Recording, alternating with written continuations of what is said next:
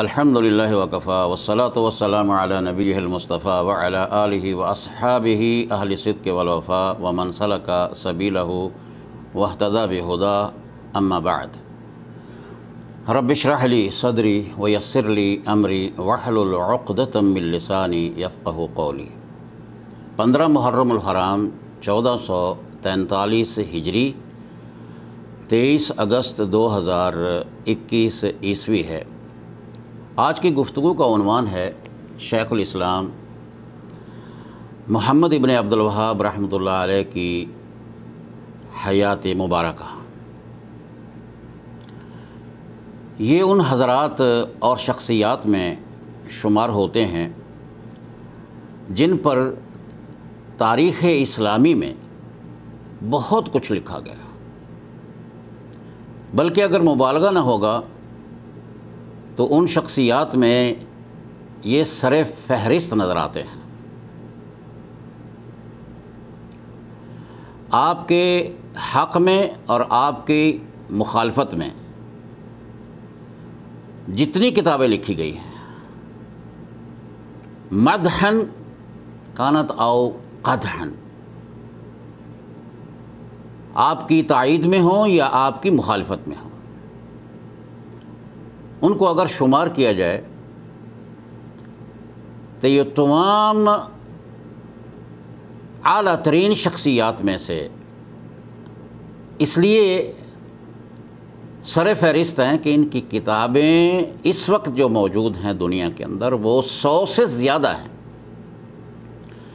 اگرچہ اس میں کوئی شک نہیں کہ تقریباً 70% کتابیں ان میں سے ایسی ہیں جس میں قصے ہیں، کہانیاں ہیں، الزامات ہیں، اتہامات ہیں، بے بنیاد باتیں ہیں، اور مؤلفین نے یا مصنفین نے، کتاب نے، انہوں نے جن کتابوں کا سہارا لیا ہے ان کتابوں کے مؤلفین کی اکثریت ایسی ہے جو مجہول ہیں اور بغیر دلیل کے بات کرتے ہیں، اور کچھ ایسے ہیں جو جانتے ہیں، جو پہچانتے ہیں، مگر بدقسمتی یہ ہے کہ حسد اور طمع، یہ دو چیزیں ایسی ہیں جو انسان کو برباد کرتی ہیں۔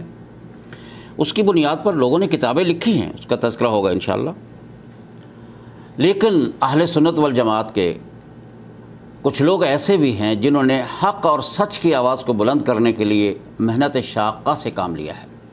ان میں ڈاکٹر احمد امین ہیں، زعماء الاصلاح فی العصر الحدیث، حسین ابن غنام تاریخ نجد، عثمان ابن بشر علماء نجد، اور عبد الرحمن ابن حسن الجبرتی عجائب الآثار، محمد بن اسماعیل الامیر الصنعانی تطہیر الاعتقاد عن ادران الالحاد، اور شیخ مسعود عالم ندوی المصلح المظلوم والمفترى علیہ، محمد علی الشوکانی صاحب نیل الاوطار، محمد حسین الثعالبی الفکر السامی فی تاریخ الفقہ الاسلامی، محمد حسین النعمی ہیں، ان کی بہترین ایک کتاب ہے، اور اسی طرح خود مجدد الدعوہ شیخ الاسلام الامام محمد ابن عبد الوہاب رحمۃ اللہ علیہ کی آپ کا اپنا علمی سرمایہ موجود ہے جو 21 مجموعوں میں موجود ہے، اور صرف ان کے وہ رسائل جو انہوں نے رد الشبہات میں اور الزامات اور اتہامات کے جوابات میں امراء کو، علماء کو، نجد کے اندر، حجاز میں، جزیرہ عربیہ میں، اور پھر اس کے باہر بعض ممالک میں جو خطوط لکھے ہیں ان کی تعداد تقریباً 51 بنتی ہے، اور ان 51 میں سے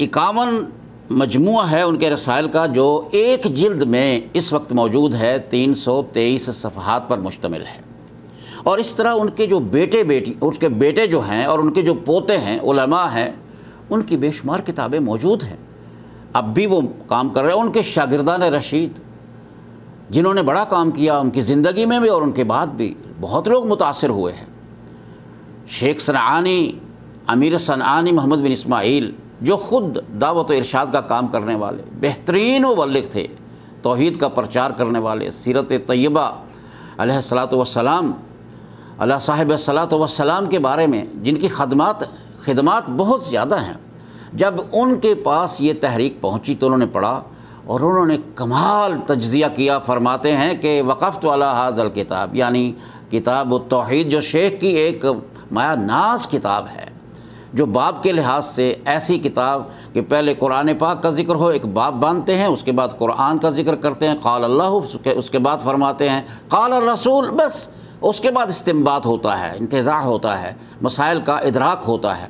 شیخ مختصر کلام کرتے تھے مگر استنباط بہت زیادہ کرتے تھے۔ تو شیخ نے جب اس کتاب کا مطالعہ کیا تو فرماتے ہیں کہ وہ کتاب مشحوناً بقال اللہ وقال الرسول، اور حقیقت میں بات بھی یہی ہے، جیسے علامہ ابن قیم فرماتے ہیں کہ علم تو وہی ہے، العلم قال اللہ قال رسولہ قال الصحابۃ ہم اولی العرفان ما العلم نسبک للخلاف صفاحۃ بین النصوص و بین رأی فلانی۔ علم تو یہ ہے نا، قال اللہ قال الرسول کا نام ہے، قال الصحابہ کا نام ہے۔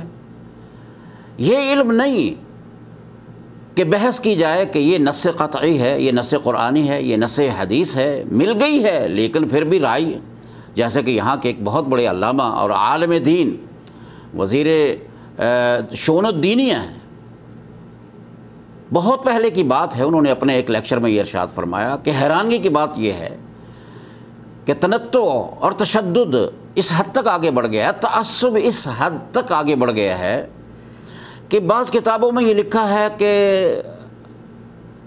قال رسول اللہ صلی اللہ علیہ وسلم، یہ ورد فی الحدیث، حدیث میں یہ بات آئی ہے، وقال امامنا قضا، اور ہمارے امام نے یوں فرمایا ہے، واللہ اعلم ایھا الصواب۔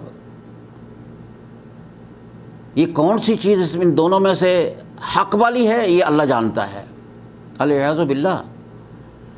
تو بہرحال بعین ہی اس طرح کچھ لوگوں نے جو مخالفت میں کرنے والے تھے، کام کرنے والے تھے، انہوں نے شیخ کے خلاف کتابیں لکھی ہیں، اور کچھ معاصرین میں سے ہیں، جیسے الامام الصنعانی نے محمد بن اسماعیل کی میں نے حوالہ آپ کو دیا ہے، بعین اس طرح ان کے اپنے جاننے والے اور اس تحریک کے ساتھ کام کرنے والے، شروع میں آنے والے، محمد بن عبداللہ بن فیروز الوہیبی التمیمی، یہ امام کے اور شیخ کے اور مجدد کے 12ویں صدی کے جو مجدد ہیں رحمہ اللہ تعالی، شیخ محمد بن عبد الوہاب رحمۃ اللہ علیہ کے پھوپھی کے بیٹے ہیں، حسا کے رہنے والے ہیں، احسائی ہیں، اور یہ تحریک کے ساتھ تھے، موافقت میں تھے، اور شیخ بار بار ان کے پاس آتے رہے، ان سے استفادہ کرتے رہے، یہ بہترین عالم تھے، اور ان کے پاس علامہ ابن قیم، علامہ ابن تیمیہ رحمۃ اللہ علیہ اور علامہ ابن قیم کی کتابیں تھیں جو توحید کے بارے میں بہت ہی زیادہ جس میں تفصیلی بحوث تھیں،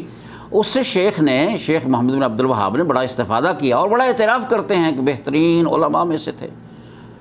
لیکن جب شیخ کی تحریک آگے بڑھی، اللہ نے توفیق عطا فرمائی، تو اس کے بعد اس کی دشمنی اس حد تک بڑھی کہ بیان سے باہر ہے۔ موقع ملا تو اس کا میں حوالہ دوں گا۔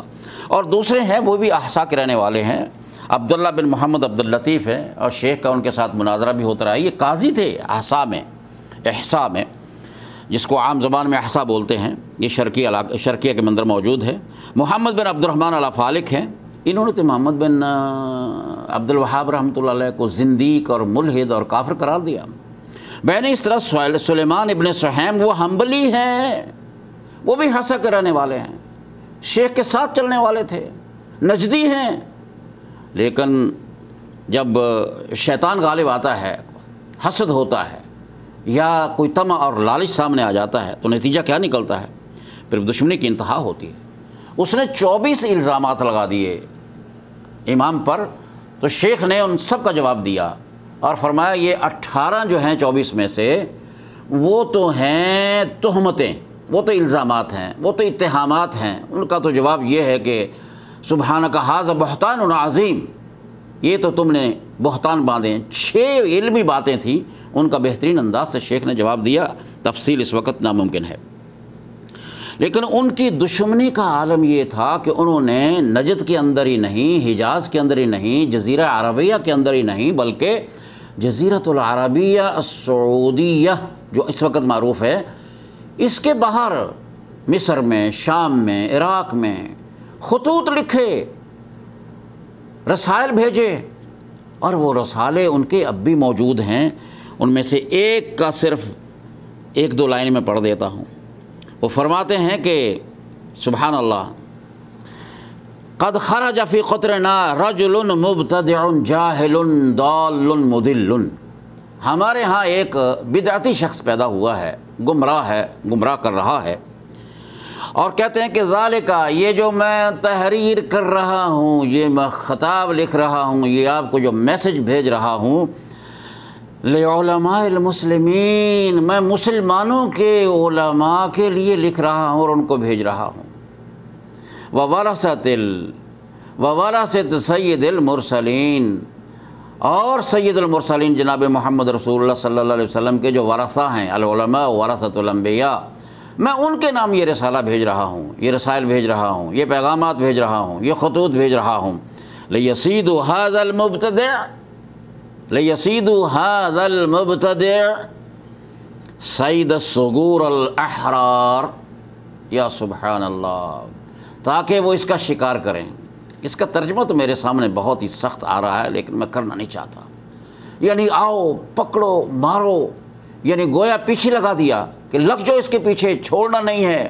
یہ بندہ گمراہ ہے، گمراہ کن ہے، خود بھی گمراہ ہے، لوگوں کو گمراہ کر رہا ہے، یہ نیا دین لے کے آیا ہے، یہ بدعتی ہے، یہ ملحد ہے، یہ کافر ہے، اس کا شکار کرنا آپ کی ذمہ داری ہے۔ سبحان اللہ۔ لیکن جس شمع کو اللہ تعالیٰ روشن کرے اس کو کون بجھا سکتا ہے۔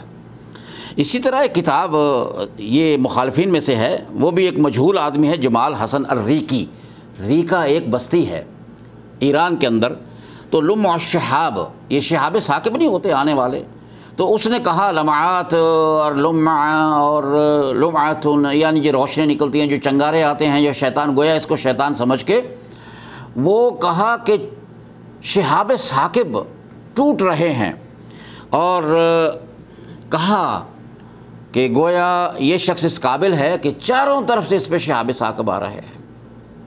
یہ شخص بھی مجہول ہے، اور بعد میں آنے والے لوگوں نے اس کتاب کے ریفرنس سے اس پر اعتماد کرتے ہوئے بھی شیخ کے خلاف کتابیں لکھی ہیں۔ ہاں، اس میں بہت بڑے ایک جید عالم ڈاکٹر اللہ تعالیٰ کے پاس ہیں، اللہ ان کو گری کی رحمت فرمائے، ڈاکٹر عبداللہ بن صالح العثیمین، جو ڈاکٹر جو عالی مقام محمد بن الشیخ محمد بن صالح العثیمین رحمہ اللہ تعالی عنہ کے بھائی ہیں، وہ ڈاکٹر ہیں، اور انہوں نے بہت ہی زیادہ باریک بینی سے تحقیق کی ہے اور اس کے اوپر تعلیق لکھی ہے۔ تو یہ تو چند باتیں ایسی تھیں کہ شیخ کے بارے میں جتنی کتابیں لکھی گئی ہیں، شاید کسی کے بارے میں اتنی کتابیں لکھی گئی ہوں، لہٰذا یہ وہ شخصیت ہیں۔ تو آئیے اب ہم دیکھیں کہ وہ ہیں کون۔ شیخ الشیخ الامام المجدد محمد ابن عبد الوہاب ابن سلیمان ابن علی ابن محمد ابن احمد المشرفی الوہیبی التمیمی الحنبلی النجدی۔ نجدی کا ایسا نام ہے کہ جو آدمی نجد کو نہیں جانتا، نجد میں لاکھوں نہیں کروڑوں لوگ آباد ہیں، کوئی کسی کو نہیں جانتا اور کوئی کسی کو نجدی نہیں کہتا، لیکن جو ہی نجدی کا نام آتا ہے تو بچے بچے کو یاد کرا دیا گیا ہے کہ وہ ہے محمد ابن عبد الوہاب رحمۃ اللہ علیہ، جو نبی کا دشمن، صحابہ کا دشمن اور ملحد کافر اللہ حضر کے علیہ باللہ۔ تو یہ 1115 میں العینہ، جو ریاض سے تقریباً 60-70 کلومیٹر کے فاصلے پر ہے شمال مغرب میں، وہاں پیدا ہوئے ہیں۔ لیکن عزیزان گرامی، ان کی تاریخ، ان کی حیات مبارکہ، ان کی حیات کے اندر جو نشیب و فراز آئے ہیں، جہاں جہاں سے گزرے ہیں، ان کا تذکرہ کرنے سے پہلے ذرا آئیے اس وقت 12ویں صدی ہجری میں عالم اسلام کی اور جزیرہ عربیہ کی حالت کیا تھی، دینی حالت۔ جس کی وجہ سے اللہ رب العالمین نے اس شخصیت کا انتخاب کیا تھا۔ حالت یہ تھی کہ صرف ایک ملک کا میں ریفرنس دیتا ہوں، جو تقریباً آج سے 10-11 سال پہلے 2009-2010 میں ایک رپورٹ شائع ہوئی تھی مصر سے، مجلس الآثار المصری کی، مصر سے سرکاری رپورٹ کے مطابق کہ صرف ایک ملک کے اندر یہ جو زوایا ہیں صوفیہ کے، یہ جو مقابر ہیں، جو اضرحہ ہیں، جو مزارات ہیں، جو مقامات ہیں جہاں پر لوگ جا کر غیر اللہ کو پکارتے ہیں، استعانہ کرتے ہیں، استغاثہ بغیر اللہ، استعانہ بغیر اللہ لوگ مانگتے ہیں جا کر، صرف ایک ملک کے اندر سرکاری رپورٹ کے مطابق 6000 مقامات ایسے تھے۔ اسی طرح شام میں، اسی طرح دیگر ممالک میں، اور ماشاءاللہ رونقیں لگی ہوئی تھی ہندوستان کے اندر، عراق میں بھی، ایران میں بھی، باقی ممالک کے اندر بھی۔ عالم اسلام کا عالم بدل چکا تھا اور شرکیات اور بدعات اور خرافات کا گویا ایک سیلاب تھا، اندھیرا چھا رہا تھا۔ اللہ رب العالمین کی مشیت الہیہ نے فیصلہ کیا اور اس میں اس شخصیت کا انتخاب کیا ہے۔ اور آئیے ذرا ہم دیکھ لیتے ہیں کہ جزیرہ عربیہ کے اندر اس وقت حالت کیا تھی، جس کی وجہ سے اس شخصیت نے یہ عزم بالجزم کیا کہ میں ان شرکیات کے خلاف، ان بدعات و خرافات کے خلاف میں نے یہ کام کرنا ہے۔ عزم بالجزم کیا اور بیت اللہ کی دیواروں کے ساتھ چمٹ کر یہ بات کی، مقام ملتزم پر کھڑے ہو کر یہ وعدہ کیا اللہ سے، یا اللہ میں یہ کام تیرا کرنا چاہتا ہوں، تیری تبلیغ کرنا چاہتا ہوں، یہ احیاء دین کرنا چاہتا ہوں، اللہ اس کو قبول فرما لینا، ترقی عطا فرما لینا، لوگوں کو اس کی سمجھ بھی عطا فرمانا۔ تو صرف جزیرہ عربیہ کی چند باتیں سن لیں۔ الطائف کے اندر قبہ یا قبر عبداللہ ابن عباس رضی اللہ تعالی عنہما کی ہے، یہ یاد رکھیں کہ یہ یہاں مکہ مکرمہ میں پیدا ہوئے تھے، ان کی قبر اس وقت وہاں ہے۔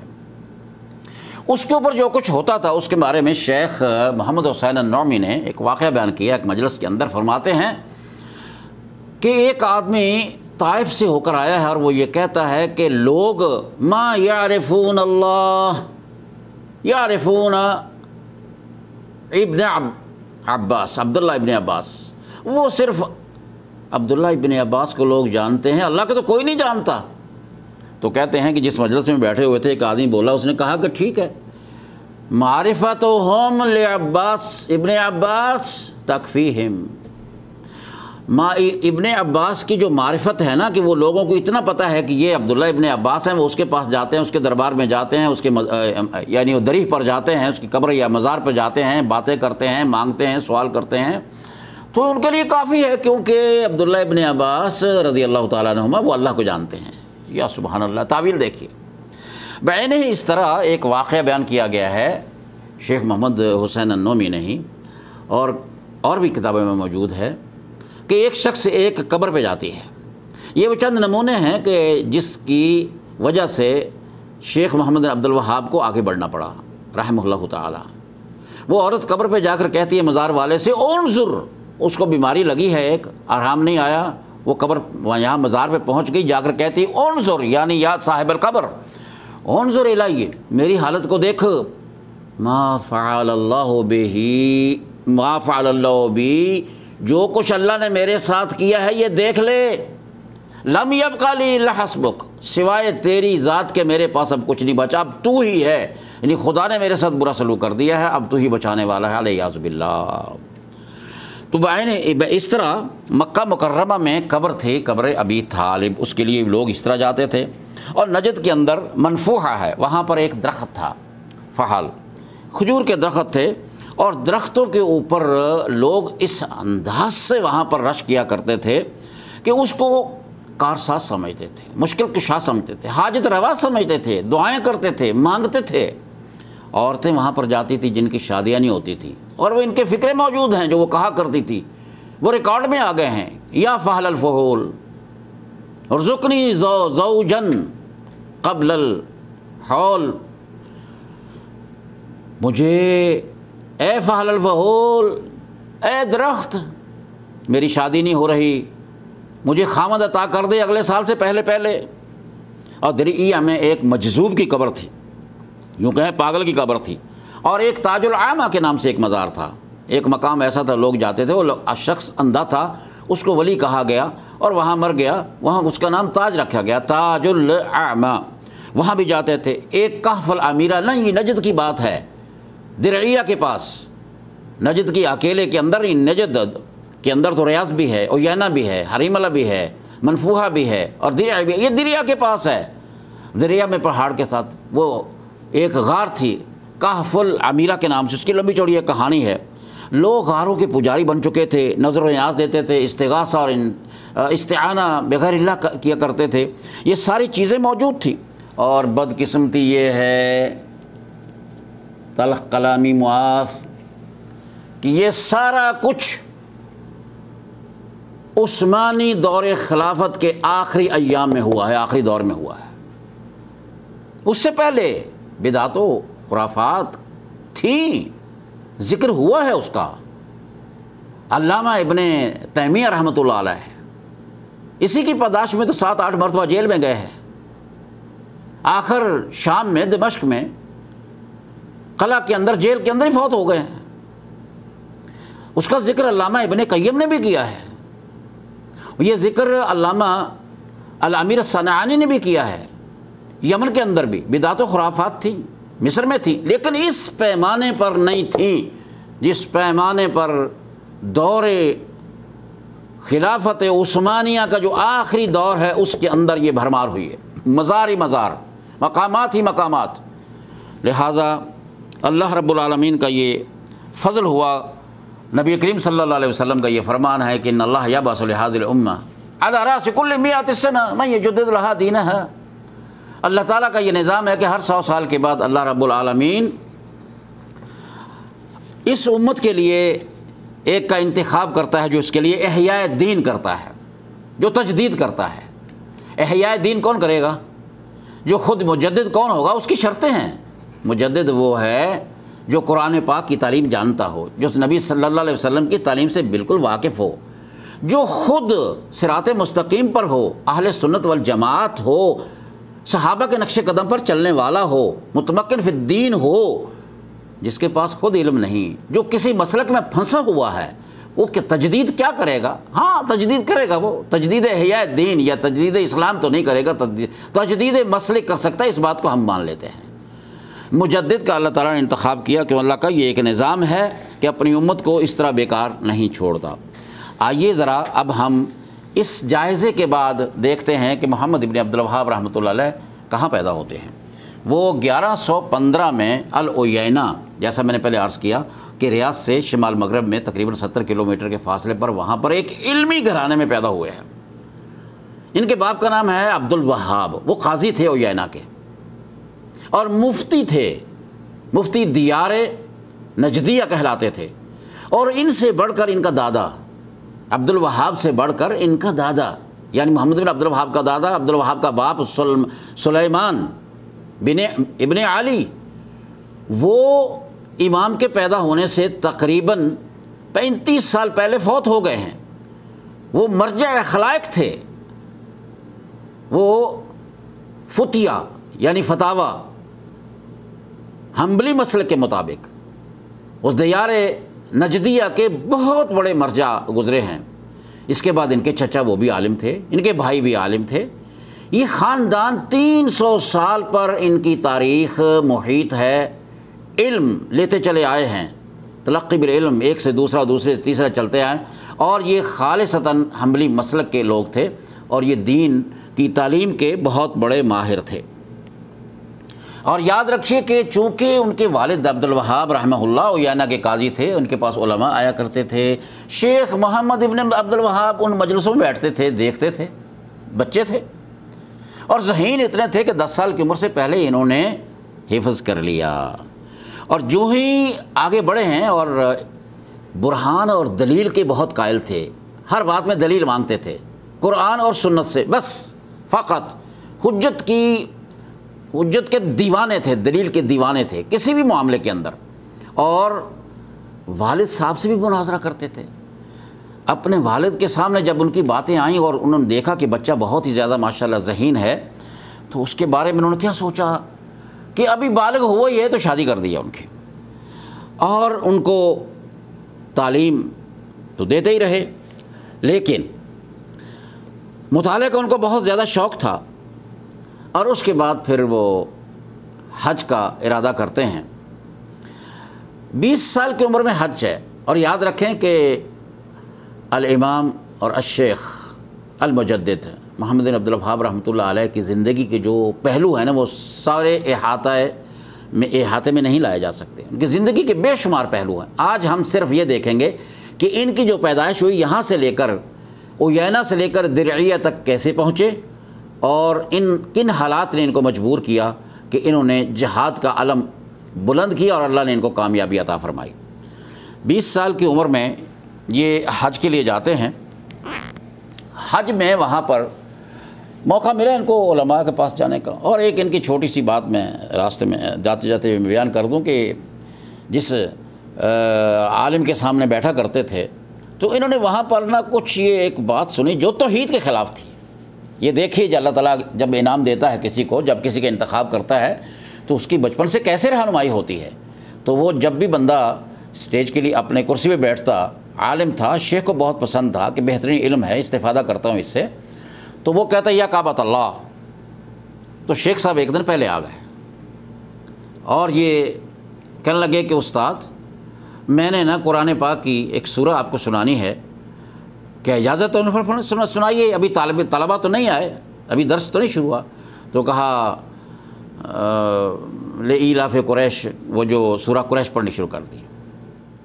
تو انہوں نے اس کو دوسرے انداز سے پڑھنے کا پڑھا، فَلْيَعْبُدُوا رَبَّ هَذَا الْبَيْتِ کی بجائے پڑھنے لگے فَلْيَعْبُدُوا هَذَا الْبَيْتِ۔ استاد نے سمجھایا فَلْيَعْبُدُوا رَبَّ هَذَا الْبَيْتِ، پھر پڑھا فَلْيَعْبُدُوا رَبَّ هَذَا الْبَيْتِ۔ انہوں نے کہا کیا ہوا ہے، آپ ذہین آدمی ہیں، آپ یہ بار بار کیوں پڑھ رہے ہیں؟ انہوں نے کہا شیخ صاحب آپ کی وجہ سے پڑھ رہا ہوں، کیونکہ آپ ایسا پڑھتے ہیں۔ اس نے کہا میں کیا کرتا ہوں؟ کہا جی آپ جب پڑھتے ہیں کہ یا کعبۃ اللہ، کیا پڑھتے ہیں آپ؟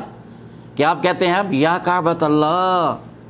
تو اس لیے میں نے بھی ایسا پڑھا۔ اس نے کہا نہیں، مجھ سے، میں نے بھی کسی سے سنا اور میں نے بھی آگے ایسا ہی پڑھنا شروع کر دیا، تو میں آج کے بعد یہ نہیں پڑھوں گا۔ لیکن بیٹا یاد رکھ، اللہ نے تجھے بڑی صلاحیتوں سے نوازا ہے، اور یاد رکھنا تحمل اور بردباری سے کام لینا، اللہ آپ کو کامیابی عطا فرمائے گا۔ اسی طرح ان کا یینا کے اندر بھی ایک واقعہ ہے کہ وہ ایک استاد پڑھاتے تھے، تو جب بھی بولتے تھے یا زید کا لفظ بولتے تو یہ فرماتے آہستہ سے، اسٹوڈنٹس نہیں سنتے تھے، تو یہ فرماتے تھے اللہ اعلم اعلی من زید، اللہ بڑا ہے، اللہ اکبر من زید۔ تو یہ وہ گھرانہ تھا اور یہ ان کا علمی شوق تھا۔ مدینہ میں مکہ میں ٹھہرنے کے بعد مدینہ منورہ تشریف لے آتے ہیں۔ مدینہ میں ان کی ملاقات ہوتی ہے دو جلیل القدر علماء سے۔ ایک کا نام ہے محمد حیات سندھی رحمہ اللہ تعالی، محدث تھے، فقیہ تھے، استاد تھے، اور دوسرے ہیں عبداللہ ابن ابراہیم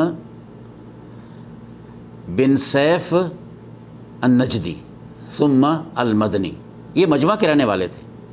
یہ مجمع ریاض سے کو 100-150 کلومیٹر کے فاصلے پر ہے۔ اس شہر کو بھی ان کے خاندان نے آباد کیا ہے۔ تو شیخ محمد بن عبد الوہاب رحمۃ اللہ علیہ کی ان دونوں بزرگوں سے ملاقات ہوتی ہے، ان سے استفادہ کیا ہے، اور ان کے پاس بھی کتابیں کن سی تھی؟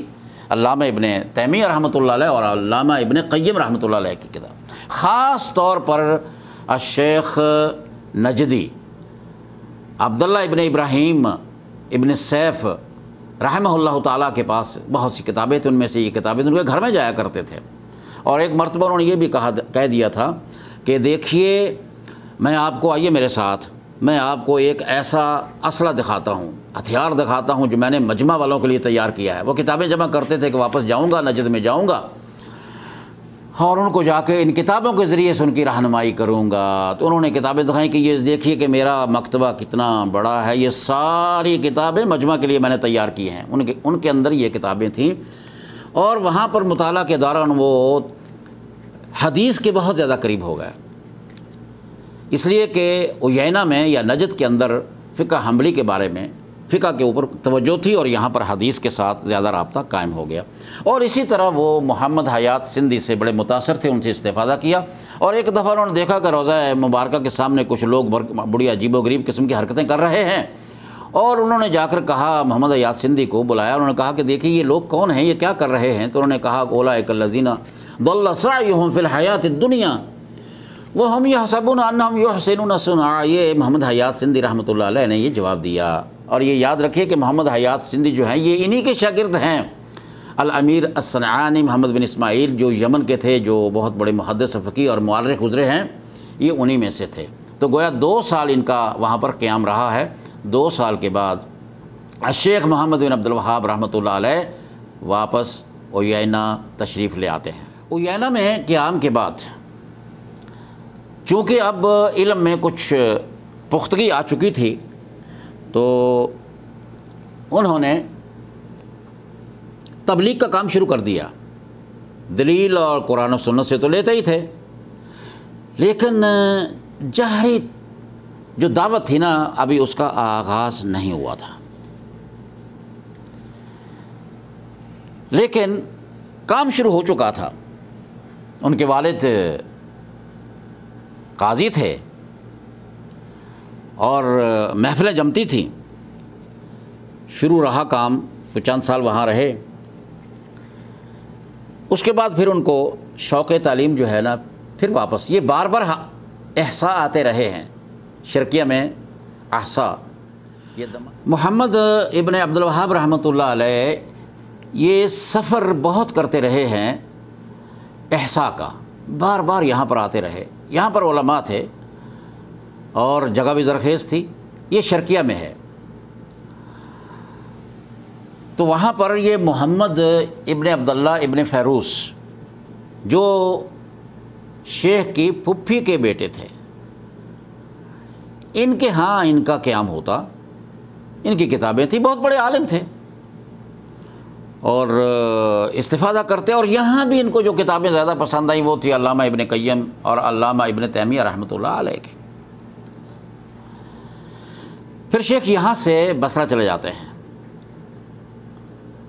بصرہ کا سفر کرتے ہیں، بلکہ یوں کہہ لیں آپ کہ پہلے یہاں سے گزر کے پہلے گئے ہی بصرہ ہیں، اور بصرہ میں ایک محلہ ہے المجموعہ، وہاں کے ایک شیخ ہیں محمد المجموعی، یہ ان کے پاس ٹھہرتے ہیں۔ یہاں کی تاریخ بڑی عجیب ہے، غور فرمائیں آپ کو بھی حیرانگی ہوگی کہ دشمن وہاں تک بھی پہنچا ہے، معاف کرنے والے کوئی نہیں۔ جو دیکھا انہوں نے کہ یہ نوجوان، اس کی شہرت بہت زیادہ ہو گئی ہے، تو حسد کی آگ میں خود ہی جلا کرے، وہ شمع کیوں بجھے جسے روشن خدا کرے۔ حساد بھی پہنچتے ہیں، لوگ وہاں پہنچے، اور ان میں سے احساء والے بھی تھے۔ لوگ وہاں پہنچے، جا کر وہ غالباً عبداللہ آغا ہے اس کا نام، جو والی تھا عثمانیوں کی طرف سے اس وقت بصرہ کا، اس سے شکایت کی کہ یہ آپ لوگوں کو گالی دیتا ہے، آپ کو کافر سمجھتا ہے، یہ مرتد ہے، یہ بدعتی آدمی ہے، یہ گمراہ آدمی ہے، نبی علیہ الصلوۃ والسلام کی توہین کرتا ہے، نہ جانے کیا کچھ کہا۔ تو اس آغا صاحب نے اپنے قاضی کو بلایا، جو بصرہ کا قاضی تھا، اور اس کو بھی بلا لیا کہ جناب آئیے۔ کچھ لوگ اچھی تاریخ چھوڑ جاتے ہیں، اپنی اچھا انداز اختیار کیا اس نے، کہا میں دیکھ لیتا ہوں، اندھی تقلید نہیں کی کہ لوگوں نے شکایت کی اور اس کو نکال دیا یا مار دیا۔ مفتی صاحب کو بلایا اور ان کی مجلس ہوئی، اب عدالت لگ گئی ہے، اور انہوں نے کہا، مفتی صاحب کے زبانی اعتراضات کیے گئے کہ یہ آپ کے اوپر الزامات ہیں، تو بولیے میں آپ کو اجازت دیتا ہوں۔ تو امیر نے، والی نے، آغا صاحب نے اجازت دی، تو شیخ نے بولنا شروع کیا۔ واہ واہ، جو ہی شیخ کی بات شروع ہوتی ہے، قال اللہ وقال الرسول، قال اللہ وقال الرسول وقال الصحابہ، وہ شخص اتنا متاثر ہوا۔ شیخ صاحب نے کہا، شہاب الدین جو قاضی تھے، کہ اب آپ مجمع میں نہیں، اس محلے میں نہیں ٹھہریں گے، بلکہ آپ بصرہ کی تمام مساجد کے اندر آپ کا حلقہ جاری ہوگا۔ لہٰذا اس مجلس کے بعد شیخ محمد بن عبد الوہاب رحمۃ اللہ علیہ مساجد کے حلقات میں جاتے رہے۔ کچھ 6 مہینے سال گزرا، لیکن حاسد کو کب صبر آتا ہے؟ اللہ کا کرنا ایسا ہوا کہ عثمانیوں نے اس آغا کو چینج کر دیا، معزول کر دیا، ایک نیا حکمران آ گیا، نیا والی آ گیا۔ پھر ان کے کانوں تک یہ باتیں پہنچائی گئی، شکایات ہو گئیں۔ وہاں پر دوبارہ اس نے وہی کام کیا جو اس سے پہلے سابق نے کیا تھا، جو پہلے والی نے کیا تھا، ایک دوسرے آنے والے نے بھی وہی کیا۔ قاضی کو بلایا، ان کو بلایا، اس سے معاملہ اور آگے بڑھ گیا۔ جب دلائل کی روشنی میں قرآن و سنت اور پھر صدق اور امانت کے ساتھ جب بیان کیا اور دل کے اندر خلوص ہو تو حق بولتا ہے۔ الحق ابلج، وہ تو بھائی چھپتا نہیں ہے۔ جیسے میں نے پہلے بھی کبھی عرض کیا ہے کہ یہ تو مشیت الہی کا دودھ پیتا ہے، پلتا رہتا ہے، یہ پروان چڑھتا ہے۔ کیسے چڑھا ہے؟ قاضی صاحب کا ایک اپنا ذاتی مدرسہ تھا، تو انہوں نے کہا کہ آپ مجموعہ سے، محلہ مجموعہ سے، بصرہ کا محلہ جو میں نے عرض کیا، وہاں سے تو آپ کو ہم نے کہا مساجد میں آئیں۔ اب آپ کی ڈیوٹی اور بھی ہے، وہ کیا ہے کہ اب جو میرا خاص مدرسہ ہے، المدرسہ الاہلیہ، خاص میرا جو مدرسہ ہے، اس کے اندر اب آپ کا حلقہ ہوگا، اس میں آپ بھی مدرسہ پڑھائیں گے۔ اللہ جب دیتا ہے تو پھر ایسے دیتا ہے۔ لہٰذا وہاں پر پڑھانا شروع کر دیا، اور سب سے بڑی بات یہ ہے جو آپ کو بھی خوش کر جائے گی کہ حلقہ اتنا پسند آیا، شیخ کے درس اتنے پسند آئے کہ خود قاضی اس درس کے اندر بیٹھتا تھا۔ بصرہ کا قاضی خود استفادہ کرتا تھا۔ یا سبحان اللہ، شیخ کا یہ وقت تقریباً 5 سال کا ہے۔ کچھ چیزیں بیان ہوں گی، کچھ چیزیں رہ جائیں گی، کیونکہ وہ زندگی ان کی بہت ہی زیادہ تفصیل طلب ہے۔ ان کی سیرت یا ان کی حیات کے بارے میں، اس کی زندگی کے بارے میں مکمل بیان کرنا ناممکن ہے۔ شیخ صاحب تقریباً 5 سال وہاں گزارتے ہیں۔ بہت لوگوں نے کہا ہے کہ انہوں نے سفر کیا تھا، بغداد میں گئے تھے، اور جب کہ اس کا ثبوت بھی تقریباً نہیں ملتا۔ صبغت اللہ نے کہا ہے اپنے دادے کے بارے میں کہ وہاں گئے، استفادہ کیا، وغیرہ وغیرہ، اور ان کتابوں کا بھی وہ جو بنیاد ہے اس کتاب کی بھی، وہ بھی یہ جو میں نے آپ کو ریکی کے بارے میں بتایا تھا کہ اس نے ایک کتاب لکھی ہے، تو وہ بھی اس کتاب کے حوالے سے بات کرتے ہیں۔ علی کل حال 5 سال رہنے کے بعد، اور یہ بھی بعض کتابوں میں لکھا ہے، لیکن شیخ کے پوتے کے بیٹے کے پوتے نے، یعنی پڑپوتے نے، شیخ عبداللطیف بن عبد الرحمن بن حسن بن محمد بن عبد الوہاب رحمۃ اللہ علیہ نے اس کی تردید کی ہے۔ وہ کیا کہ لوگوں نے کہا کہ وہاں لوگوں نے قتل کرنے کا ارادہ کر لیا، لوگ دشمن تو تھے ہی، لیکن وہ کہتے ہیں کہ نہیں، ایسا نہیں ہے۔ 5 سال گزارنے کے بعد شیخ واپس تشریف لاتے ہیں، لیکن جس وقت شیخ واپس آتے ہیں اس وقت حالت کچھ عیینہ کی تبدیل ہو چکی تھی۔ عیینہ کی یہ تھی کہ وہاں پر حاکم فوت ہو گیا، اس کے بعد عیینہ کا جو اب پہلا حاکم تھا وہ فوت ہو گیا، اور اس کی جگہ پر اس کا پوتا حکمران ہوا، جس کا اختلاف ہو گیا قاضی صاحب کے ساتھ، جج کے ساتھ، عبد الوہاب رحمۃ اللہ علیہ، عبد الوہاب ابن سلیمان، جو شیخ محمد بن عبد الوہاب کے والد محترم ہیں، جو قاضی تھے۔ ان کا اختلاف ہوا، اس حد تک بڑھا کہ ان کو عیینہ سے نکلنا پڑا اور وہ حریملہ چلے گئے۔ حریملہ میں وہاں جا کر بھی وہ قاضی کے منصب پر ہی فائز ہوئے ہیں۔ جب ابھی محمد بن عبد الوہاب جب اس مرتبہ بصرہ سے واپس آ رہے ہیں تو بجائے عیینہ آنے کے حریملہ گئے ہیں۔ یہ واقعہ ہے 1139 کا۔ حریملہ میں انہوں نے والد صاحب کے ساتھ تعلیم کا سلسلہ جاری رکھا، اور مناظرہ بھی رہا، علماء آتے تھے حریملہ کے اندر بھی، ان کی وہ مجلسیں لگتی تھیں، تو یہ بڑے مشہور تھے اس سلسلے میں کہ یہ بحث کرتے ہیں، دلیل دیتے ہیں، دلیل مانگتے ہیں۔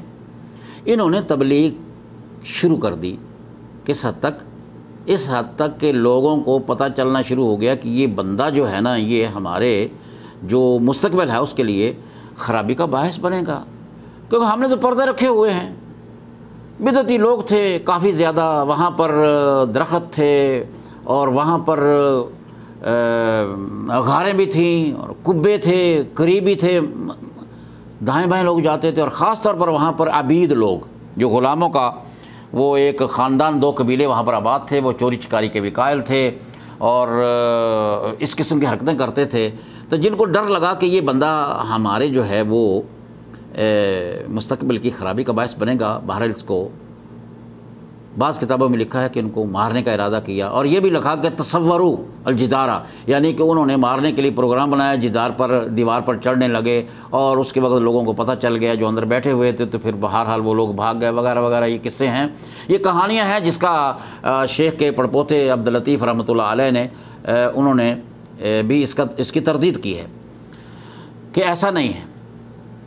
چنانچہ یہ عرصہ گزرتا ہے سال ہا سال کا، اس موقع پر شیخ نے دعوت کا آغاز جو کیا ہے، رسائل کی شکل میں انہوں نے لیٹر لکھے کہ جو میرے خلاف الزامات ہیں ان شبہات کا، ان اتہامات کا جواب دینے کی کوشش کی، نجد کے امراء کو، نجد کے علماء کو، حجاز کے علماء کو، حجاز کے امراء کو، اشراف کو، ملک کے اندر ملک کے بعد خوب لیٹر لکھے، خوب اپنے خطابات بھیجے ہیں، لیکن جواب مثبت میں کم ہی آتے رہے ہیں۔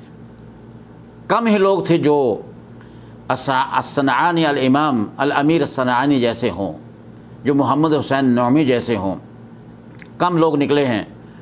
اکثر نے یا تو جواب نہیں دیا یا کسی مسلط کے پیش نظر کچھ اور کہہ بیٹھے ہیں۔ شیخ نے یہ 14 برس کا عرصہ ہے جو یہاں گزارا ہے، معمولی نہیں ہے۔ مخالفت بڑھ گئی، خطابات آتے رہے، الزامات آتے رہے، اتہامات ہوتی رہیں، تہمتیں لگتی رہیں، جوابات دیتے رہے۔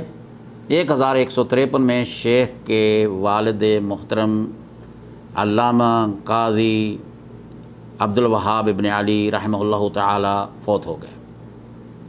ان کی وفات کے بعد یہاں عیینہ میں حاکم تبدیل ہو چکا تھا، عثمان ابن معمر یہ نئے حاکم تھے، اور عثمان ابن معمر نے کہا یا شیخ اپنی مرضی سے آئے ہیں، یہ دونوں باتیں تحریر ہیں، لیکن زیادہ یہی ہے کہ عثمان ابن معمر نے کہا کہ آپ کے والد فوت ہو چکے ہیں، آپ ہمارے پاس آ جائیں۔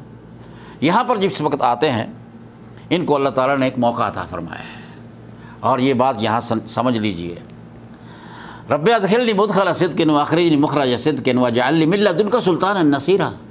یہ ایک علمی پوائنٹ ہے جو میں آپ حضرات کے سامنے رکھنا چاہ رہا ہوں۔ پیغمبروں نے یہ بات مانگی ہے۔ دیکھیے اس وقت اگر آپ دیکھیں بعض جمہوری ممالک میں، ہمارا اپنا ملک پاکستان ہے، جوڈیشری ہے، لیجسلیٹو ہے، ایگزیکٹو ہے، پہلا کام کون کرتے ہیں؟ مقننہ لیجسلیشن ہوتی ہے، اس وہاں پر قانون بناتے ہیں، اور اس کی تشریح اور تفصیل کون بیان کرتا ہے؟ وہ خود بیان کرتے ہیں؟ نہیں، انہوں نے ایک قانون بنا دیا ہے۔ جوڈیشری یعنی عدلیہ، اس کی تشریح بیان کرتے ہیں، تفصیل بیان کرتے ہیں، اور اس تفصیل اور تشریح کرتے ہوئے وہ حکم صادر کر دیتے ہیں۔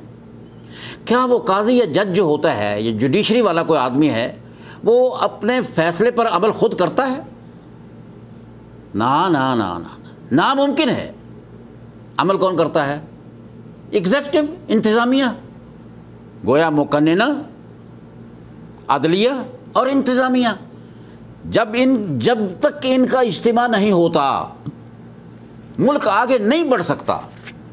بیان ہی اس طرح اسلامی حکومت جو ہے، اسلامی نظام جو ہے، قانون تو دے دیا اللہ رب العالمین نے انبیاء کے ذریعے، اور نبی صلی اللہ علیہ وسلم کے واسطے سے دین پہنچ چکا، قانون آ گیا، دستور آ گیا۔ وہ دستور کیا ہے؟ القرآن و سنت رسول اللہ صلی اللہ علیہ وسلم۔ قرآن و سنت یہ دستور ہے، اس کی تشریح کون کرے گا؟ علماء، العلماء ورثۃ الانبیاء۔ اور تشریح کے بعد اگر حکم صادر ہوگا تو کون نافذ کرے گا؟ قاضی صاحب۔ قاضی صاحب تو اگر تلوار پکڑ کے اگر حکم نافذ کریں گے تو خود اپنے آپ کو مار لیں گے۔ قاضی تو پہلوان ہوتا ہے ذہن کا، وہ تو عالم ہوتا ہے دین اور دین کا، قرآن و سنت کا۔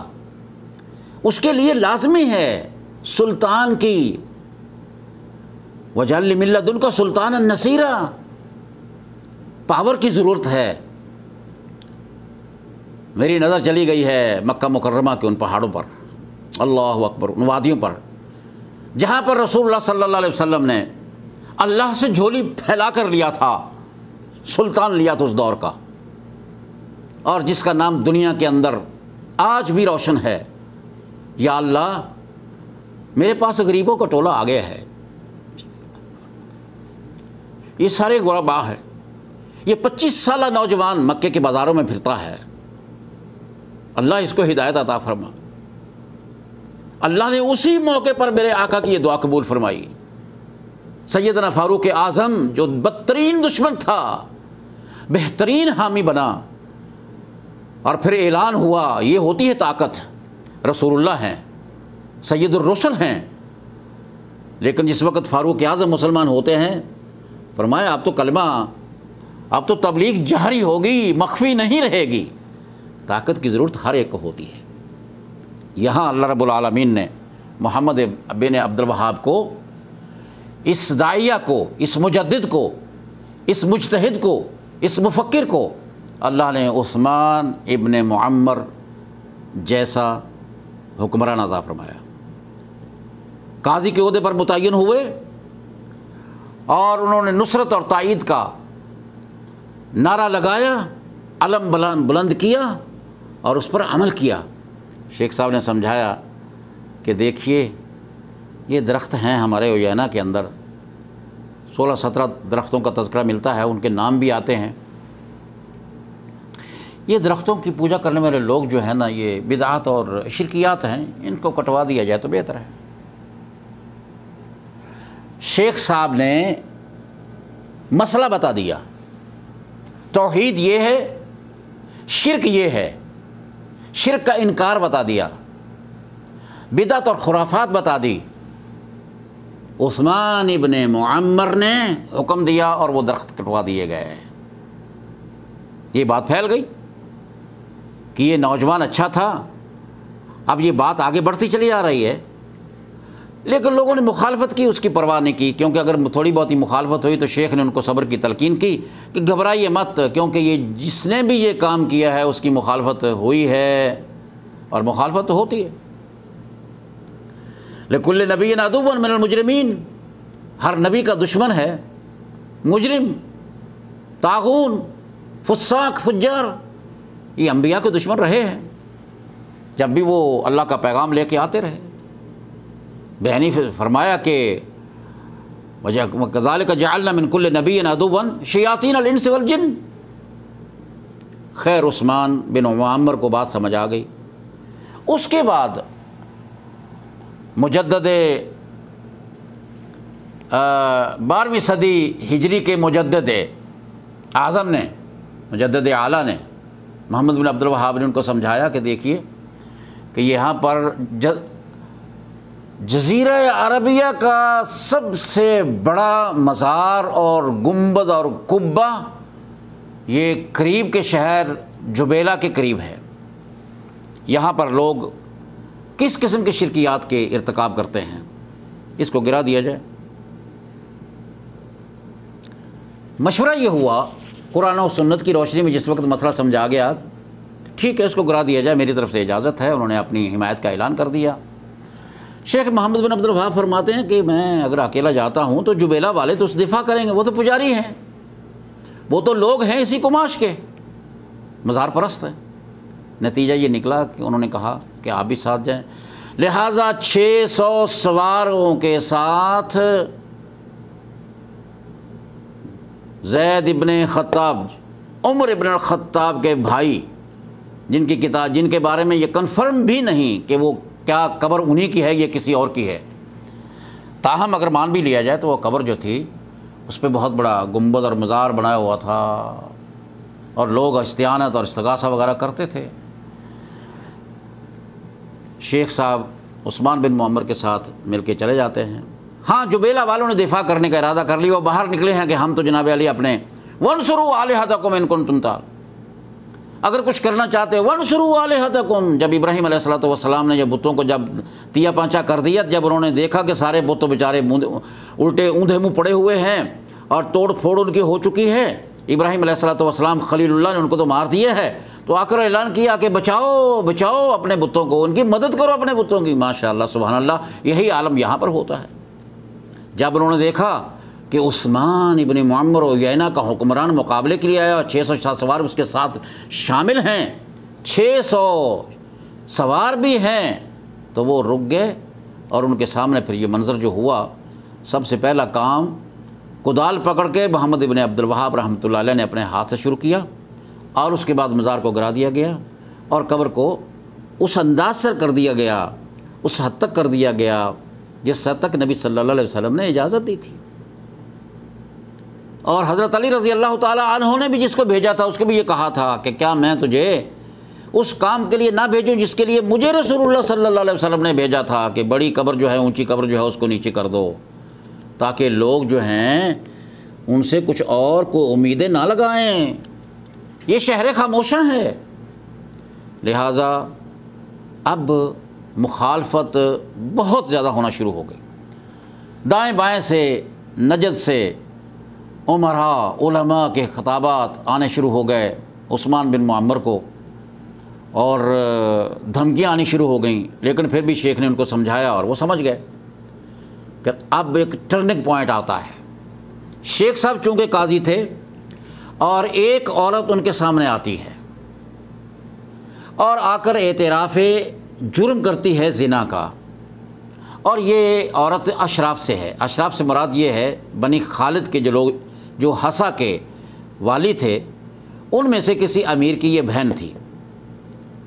شیخ نے اعتراض کیا، اس نے 3-4 مرتبہ جب اقرار کر لیا تو شیخ نے بطور قاضی یہ حکم دے دیا رجم کا۔ اب یہ رجم کس نے کرنا تھا؟ شیخ نے کرنا تھا؟ یہ تو تشریح کر رہے ہیں، یہ تو جوڈیشری ہے، یہ ایگزیکٹو نہیں ہے، یہ انتظامیہ نہیں ہے، یہ دین کی تشریح کرنے والے ہیں، یہ مجدد ہیں، یہ مصلح ہیں، یہ احیاء دین کرنے والے ہیں، یہ احیاء اسلام کرنے والے ہیں۔ تو عثمان بن معمر کے حکم سے پھر اس فتوے کی روشنی میں، اس کے اقرار کی وجہ سے، میں پہلے بھی عرض کر چکا اب بھی کرتا ہوں کہ جتنے بھی رجم ہوئے ہیں آج تک کوئی ماں کا لال یہ ثابت نہیں کر سکتا کہ گواہوں کی بنیاد پر ہوا ہو۔ بے شک ترقی کا دور آ چکا ہے اور وہ پتہ نہیں ڈی این اے وغیرہ کیا کراتے ہیں، پھر بھی نہیں، اعتراف، ہر آدمی اپنے آپ کو نیک نیتی کے ساتھ اپنے آپ کو پاک کر کے دنیا سے جانا چاہتا ہے، اعتراف کی جانا۔ چنانچہ عثمان بن معمر نے جو سب سے پہلے پتھر مارا ہے اسی نے مارا ہے، رجم ہو گیا۔ بس اب اس کے بعد حسا کیا، قسیم کیا، انیزہ، بریدہ، حجاز، نجد، عمراء، علماء دھمکیاں دے رہے ہیں، کس کو؟ عثمان بن معمر کو۔ اور آخری دھمکی جو گئی ہے وہ گئی ہے سلیمان ابن عریر، والی احسا کے والی، جس کے ساتھ بہت لوگ شامل تھے، چھوٹے چھوٹے قبائل والے لوگ بھی، چھوٹی چھوٹی ریاستوں والے۔ اور آپ کو پتہ ہے کہ یہ تو ہر بستی میں ایک حکمران تھا، سردار تھا، اور سرداری نظام تھا، قبائلی نظام تھا، شہروں کا بھی الگ ہوتا تھا، بستیوں میں بھی الگ ہوتے تھے۔ اور ان کے ساتھ کافی لوگ ملے اور انہوں نے کہا کہ یاد رکھو تمہارے پاس یہ جو متوا ہے، جس نے یہ رجم کیا ہے، یہ آگے بڑھتا چلا جا رہا ہے، اس کو قتل کر دو، ورنہ ہم آپ کے خلاف فلاں فلاں فلاں قبیلے سارے مل کر حکمران آپ کے خلاف آئیں گے اور آپ کو ملیا میٹ کر دیں گے۔ جب یہ لیٹر سلیمان ابن عریر بنی خالد والا وہاں پہنچتا ہے تو شیخ نے، عثمان ابن معمر نے 1 دن 2 دن تو انتظار کیا، سوچتا رہا کیا کہوں۔ قتل کی تو اس کی طرف ان کی توجہ نہیں گئی، ان کا یہ تو زیادتی ہے، لہٰذا انہوں نے دوسرے تیسرے دن ان کو لیٹر دکھایا شیخ محمد بن عبد الوہاب رحمۃ اللہ علیہ کو، اور انہوں نے بڑی تلقین کی، سمجھایا بجھایا، کہا عثمان بن معمر کو کہ یاد رکھیے کہ اگر آپ صبر کریں گے، ان تنصر اللہ ینصرکم ویثبت اقدامکم، اللہ تمہاری مدد فرمائے گا، یہ اللہ کا وعدہ ہے، ان تنصر اللہ ینصرکم ویثبت اقدامکم، اور اللہ رب العالمین نے وعدہ کر رکھا ہے۔ لیکن اس نے کہا شیخ میں ان لوگوں کا مقابلہ نہیں کر سکتا، آپ جہاں جانا چاہتے ہیں چلے جائیں، انہوں نے قتل کا حکم دیا ہے، میں آپ کو قتل نہیں کر سکتا۔ اگرچہ بعض کتابوں میں لکھا ہے کہ شیخ کو روانہ کر دیا گیا، وہ پیدل نکلے ہیں اور یہی دعا پڑھ رہے تھے، رب ادخلنی مدخل صدق واخرجنی مخرج صدق واجعل لی من لدنک سلطانا نصیرا۔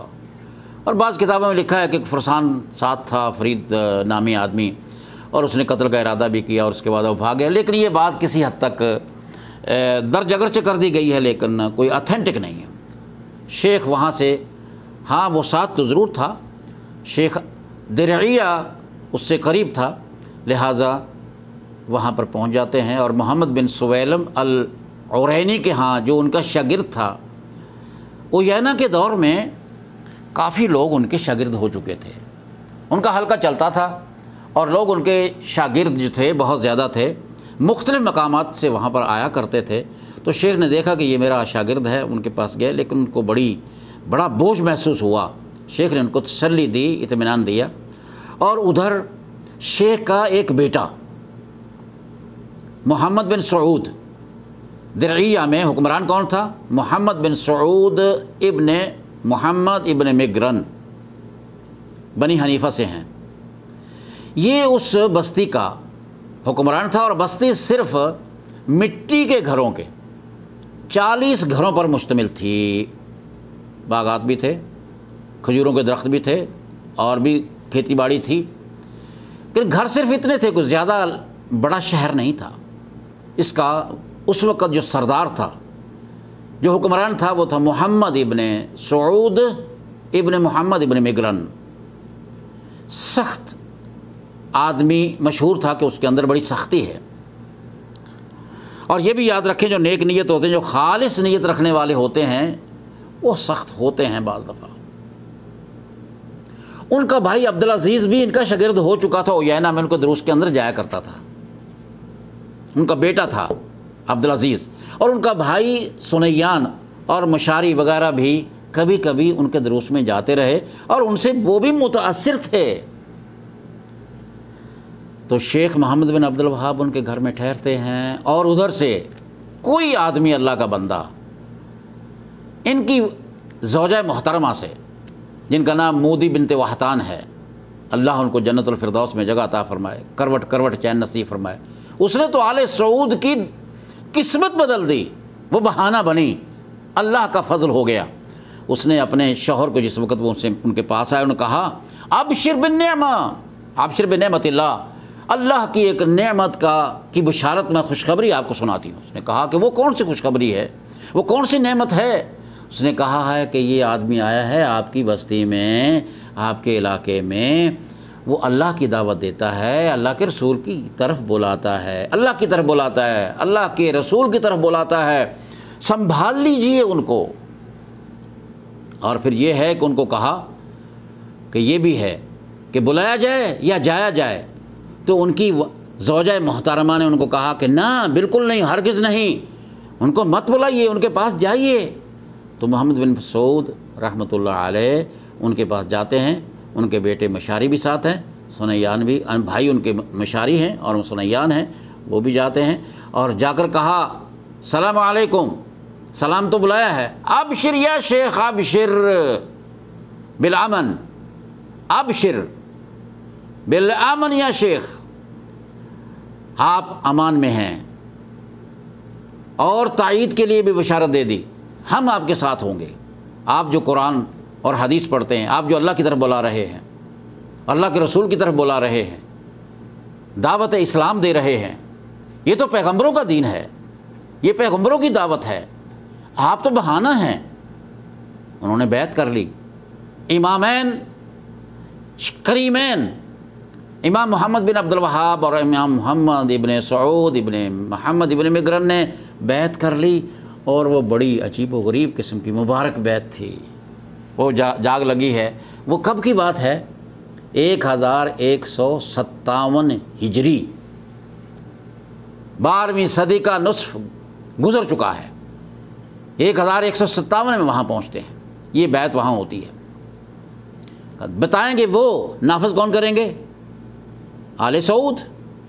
تشریح کون کریں گے؟ محمد بن عبد الوہاب۔ نافذ کون کریں گے؟ محمد ابن سعود۔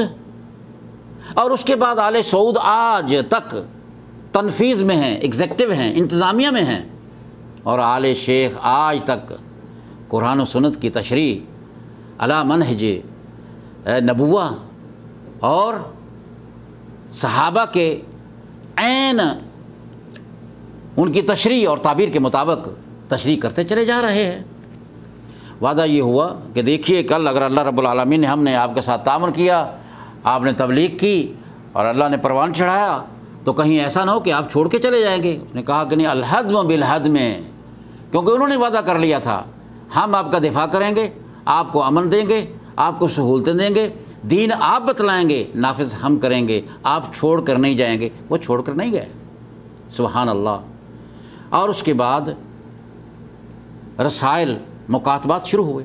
شیخ نے سمجھانے کی کوشش کی کہ وہاں سے نکلے ہیں، وہاں ایک تجربہ ہو چکا تھا، وہاں پر بھی تطبیق شروع ہو چکی تھی، امپلیمنٹیشن شروع ہو چکی تھی۔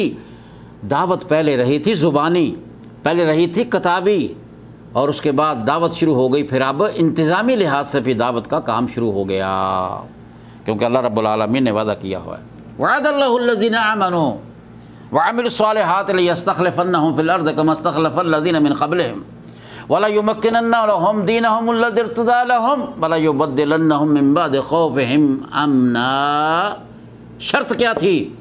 فرمایا جو ایمان لائیں گے، عمل صالح کریں گے، اللہ کا ان سے وعدہ ہے، ان کو اللہ تعالیٰ خلافت عرضی عطا فرمائے گا جیسے پہلے لوگوں کو عطا فرمائی ہے، اور اللہ رب العالمین بد امنی کو امن سے بدل دے گا، اللہ ان کو ترقی عطا فرمائے گا۔ لیکن شرط رکھی اللہ رب العالمین نے، یعبدوننی لا یشرکون بی شیئا، وہ بندگی کریں گے، شرک نہیں کریں گے۔ اس شرط کی بنیاد پر اللہ تعالیٰ خلافت عرضی عطا فرماتا ہے، حاکمیت عطا فرماتا ہے، کیونکہ اس کی ضرورت ہے، جیسا میں نے پہلے ابھی عرض کیا ہے کہ حکمران، قانون بنانے والے اور اس کی تشریح کرنے والے، جب تک یہ اکٹھے نہیں ہوں گے کوئی تحریک کامیاب نہیں ہو سکتی۔ زندہ مثال اس کی یہ ہے، کیا علامہ ابن تیمیہ رحمۃ اللہ علیہ نے یہ تحریک نہیں جاری کی تھی؟ کیوں 7-8 مرتبہ جیل میں گئے ہیں؟ یہی تو تبلیغ تھی، یہی تو تجدید دین تھا، احیاء اسلام تھا، لیکن ان کو کوئی ناصر نہیں مل سکا۔ دو باتیں لازمی ہیں، الکتاب یہدی والسیف ینصر۔ کتاب ہدایت دیتی ہے، تلوار مدد کرتی ہے۔ اور یاد رکھیں علامہ ابن تیمیہ رحمۃ اللہ علیہ کو نصرت نہیں مل سکی، تائید نہیں ہو سکی، اور علامہ ابن قیم کو بھی ایسا ہی ہے، کوئی ایسا ساتھی نہ مل سکا جو اس شریعت کے بتائے ہوئے نظام کو آگے چلا سکے۔ اور یہ یاد رکھیں، یہ حالات کا بہت بڑا اس کے اندر عمل دخل ہوتا ہے۔ آج ہم صرف 4 ائمہ کو جانتے ہیں، امام اعظم ابو حنیفہ رحمۃ اللہ علیہ، امام مالک رحمہ اللہ، امام شافعی رحمہ اللہ، امام ابن حنبل رحمہ اللہ۔ ان کو حالات سازگار مل گئے اور ان کو ترقی کے مواقع میسر آ گئے، ان کی زیادہ شہرت ہو گئی، اس لیے آج ہم 4 امام سمجھتے ہیں۔ کیا یہ ائمہ صرف 4 ہی ہیں؟ نہیں بھائی، اور بھی ائمہ ہیں۔ امام بخاری کو آپ کیا کہیں؟ اس کو امام نہیں کہتے۔ امام مسلم کیا ہیں؟ باقی ائمہ کرام جو ہیں، اور بلکہ مجتہدین میں بے شمار ہیں ائمہ موجود ہیں۔ اس لیے حکمران کا اور طاقت کا ہونا لازمی ہے۔ شیخ محمد بن عبد الوہاب رحمۃ اللہ علیہ کو اللہ تعالیٰ نے آل سعود عطا فرمائے۔ جیسے اللہ کا انتخاب ہوا اس مجدد کے لیے، اللہ کی نظر رحمت اس پہ پڑتی ہے، تو ایسے ہی نظر رحمت پڑی ہے آل سعود کے اس بانی محمد بن سعود ابن محمد پر۔ اللہ ان کو کروٹ کروٹ چین نصیب فرمائے، جنت الفردوس میں جگہ عطا فرمائے امامین کریمین کے۔ نتیجہ کیا نکلتا ہے؟ جب تبلیغ شروع ہو جاتی ہے تو لوگوں نے بجائے اس کے کہ میوچل انڈرسٹینڈنگ ہو، دین کی تعلیم لی جائے، دلائل سے بات کی جائے، اپنے بھی بیگانے ہو گئے۔ اپنے بیگانے کا مطلب کیا میں عرض کر رہا ہوں کہ جن کا میں نے پہلے ذکر کیا ہے، سلیمان ابن سہیم جو ہے وہ کون تھا؟ وہ قریب تھا۔ یہ محمد بن عبداللہ ابن فیروز جو ہے اس وقت دفن ہے وہاں پر بصرہ میں، زبیر میں پتہ نہیں بصرہ میں دفن ہے، وہاں ہے، یہاں نہیں ہے۔ اور دوسروں کی بھی اولادیں وہیں چلی گئی ہیں۔ جب آل سعود کی حکمرانی آ رہی تھی، پہلی ان کی حکومت جو گزری ہے 76 سال کی، اور 1233 ہجری میں ختم ہوئی ہے، اس دور میں جب یہ حسا تک پہنچے ہیں تو لوگ یہاں سے نکل گئے تھے، کیونکہ دشمنی تو تھی، اور انہوں نے جو کچھ لکھا ہے اللہ اکبر کبیرہ، اپنے بیگانے ہوئے، اور جو ساتھ چلے وہ بعد میں ساتھ چھوڑ گئے۔ ریاض کا حکمران تھا دہام ابن دواس۔ سب سے پہلی لڑائی 1159 کو ہوئی ہے، کس کے ساتھ؟ دہام ابن دواس کے ساتھ۔ باقی حکمرانوں کے ساتھ بعد میں ہوتی رہی ہیں، باقی لوگ جو نجد کے تھے، امراء تھے، مخالفت کرتے تھے۔ یہ کبھی صلح کر لیتا تھا اور تحریک کے ساتھ چلتا تھا، پھر غداری کرتا تھا، محمد ابن عبد الوہاب سے بھی غداری کرتا رہا، اور محمد ابن سعود سے بھی غداری کرتا رہا، اور آخر پھر اس کو وہاں کا پھر اپنے انجام کو یہ پہنچا ہے۔ اور یہ کوئی 1 2 4 10 دن کی بات نہیں تھی، یہ سال ہا سال تک لڑائیاں جاری رہی ہیں، تقریباً یہ سلسلہ 30 سال تک جاری رہا ہے۔ اور شیخ محمد بن عبد الوہاب رحمۃ اللہ علیہ بار بار یہ فرماتے ہیں کہ ہم نے کبھی پہل نہیں کی، اور اس دہام بن دواس کے ساتھ بھی پہل نہیں کی، سمجھانے کی کوشش کی ہے۔ آج مان رہا ہے، کل کو غداری کر رہا ہے، آج مان رہا ہے، کل کو انکار کر رہا ہے۔ لہٰذا اللہ رب العالمین نے ان کو ان کی محنتوں اور کاوشوں کا بہترین بدلہ عطا فرمایا۔ اب لوگ ان کے دشمن ہو جاتے ہیں، سلسلہ آگے چلتا رہتا ہے۔ نتیجہ یہ نکلا ہے کہ شیخ محمد ابن عبد الوہاب 1206 میں تقریباً 50 سال تک اجتہاد کے بعد، جہادی دور گزارنے کے بعد اللہ کو پیارے ہو جاتے ہیں 1206 میں۔ 91 برس کی عمر پائی ہے، اور تقریباً ساری زندگی لگا دی ہے، شروع سے ہی جب سے قرآن حفظ کیا ہے وہاں سے لے کر توحید توحید توحید کا پرچار اور انکار بدعت، انکار شرک، یہی تو کام رہا ہے، گھر میں بھی، والد کے ساتھ بھی۔ اور یہ کہا جاتا ہے کہ ان کے والد ان کے مخالف تھے، بالکل نہیں، ہرگز نہیں۔ ان کے والد اس بات سے جب حریملہ تھے مخالف تھے ان کے کہ آپ یہ کام جہرن نہ کریں، آپ کی جان کو خطرہ ہے۔ وہ بیٹے کی جان کے بارے میں ان کو ڈر تھا کہ لوگ بدتمیز ہیں، لوگ جاہل ہیں، اور بیان اس طرح کہتے ہیں کہ ان کے بھائی، سگے بھائی، محمد ابن عبد الوہاب کے سگے بھائی سلیمان ابن عبد الوہاب، ان کی 2 کتابیں مشہور معروف ہیں کہ ان کے خلاف تھے۔ صحیح ہے کہ شروع میں ان کی مخالفت ہوئی ہے، اس میں کوئی شک نہیں، لیکن وہ مرنے سے پہلے وہ ان کی توبہ جو ہے وہ پرنٹڈ ہے، اس وقت موجود ہے۔ ان کا خط جو انہوں نے اپنے آپ لکھا اور معذرت کا اظہار کیا، توبہ کی ہے، اور اپنے ان دوستوں کو بھی انہوں نے توبہ کی تلقین کی ہے کہ زندگی بہت کم رہ گئی ہے، غلطی کی ہے، جتنا ہم نے اس کی مخالفت کی ہے اتنا ہمیں اس کا تعاون کریں، اس لیے کہ یہی حق ہے، اب مجھے حق عیاں ہو گیا ہے۔ وہ چیز اس وقت موجود ہے، انشاءاللہ وقت ضرورت پڑی تو انشاءاللہ اس کو آپ کے سامنے پیش کر دیا جائے گا اسکرین پر بھی۔ تو لہٰذا دشمنی آگے بڑھتی چلی گئی، اور اللہ کامیابیوں سے نوازتا چلا گیا آل رسول کو۔ شیخ محمد بن عبد الوہاب اپنے پیچھے 6 بچے تھے ان کے، 2 ان کی زندگی میں فوت ہو گئے، اور وہ 4 بچے چھوڑ کے گئے ہیں، اور ان کے آگے ان کی نسل چلی ہے، اور ان کی پھر وہ سارے کے سارے علماء ہیں، آج تک بھی ان کے پوتے پڑپوتے، آگے ان کی اولاد جو ہے علماء ہیں۔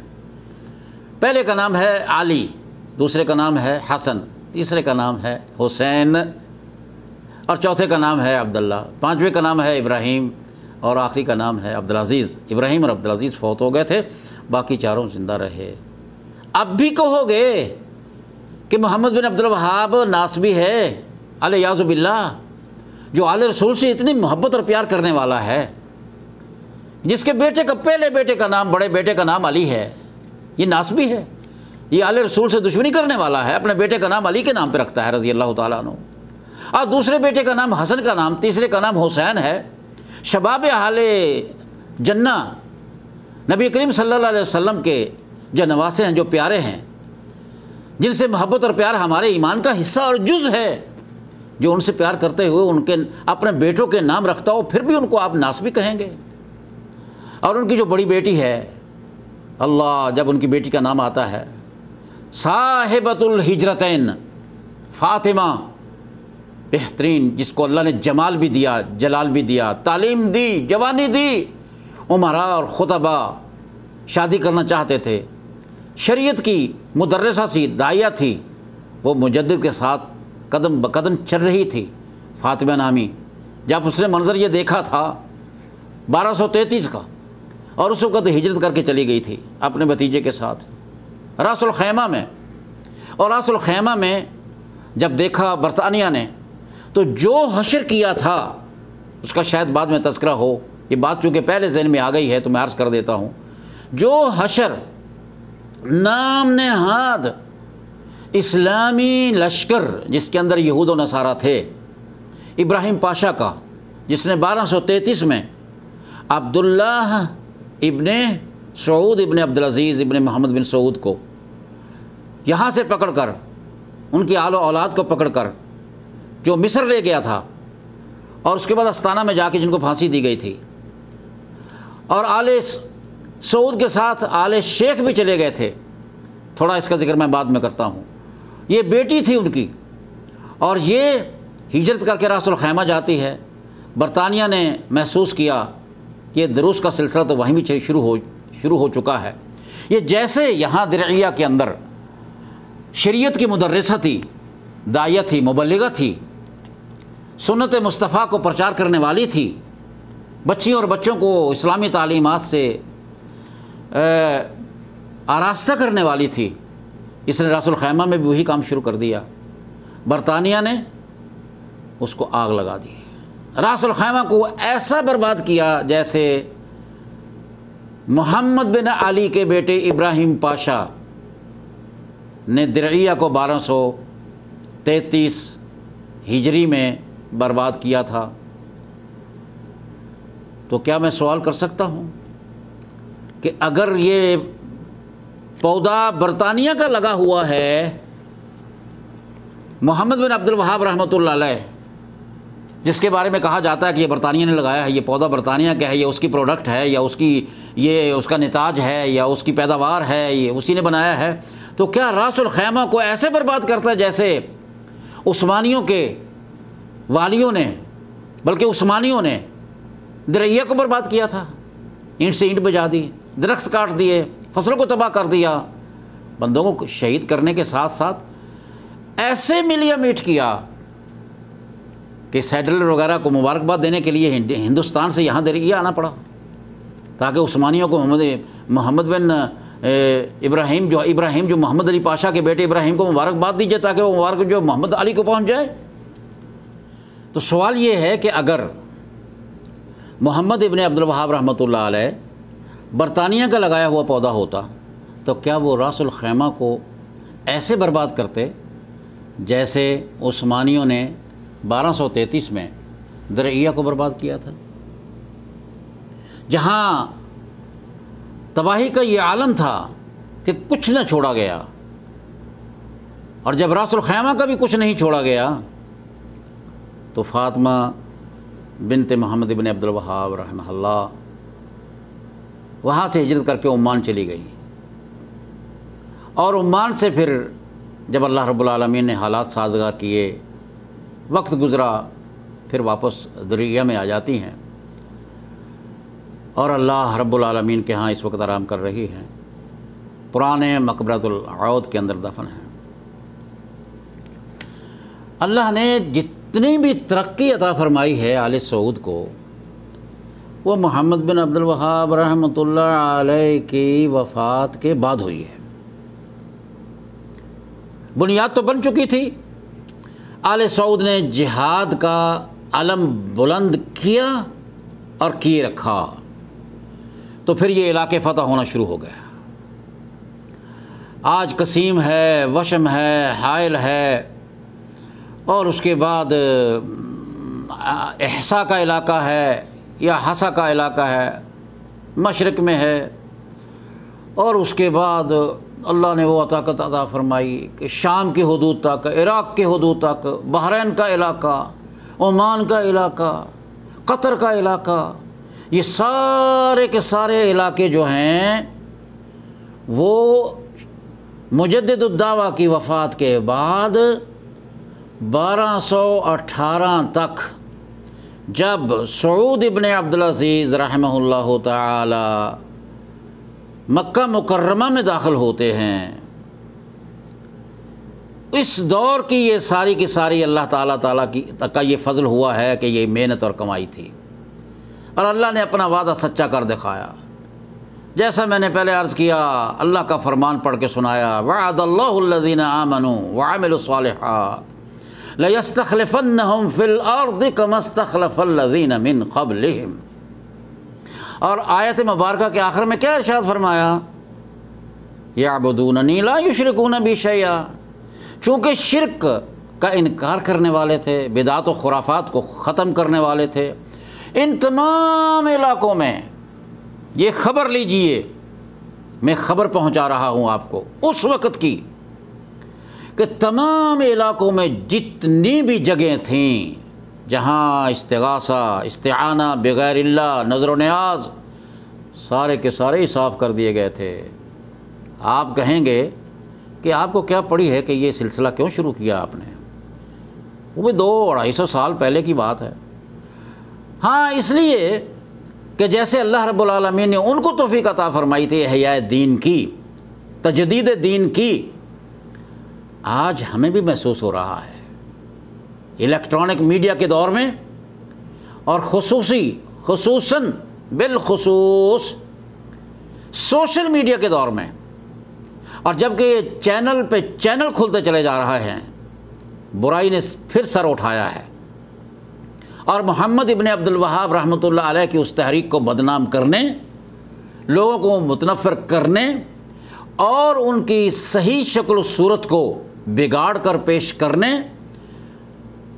کے لیے، چونکہ لوگ بازار میں نہیں، اب گھر گھر پہنچ چکے ہیں، ٹی وی کی وجہ سے، یوٹیوب کی وجہ سے، مجھے ہے حکم اذاں لا الہ الا اللہ، اگرچہ بت ہیں جماعت کی آستینوں میں، مجھے ہے حکم اذاں لا الہ الا اللہ۔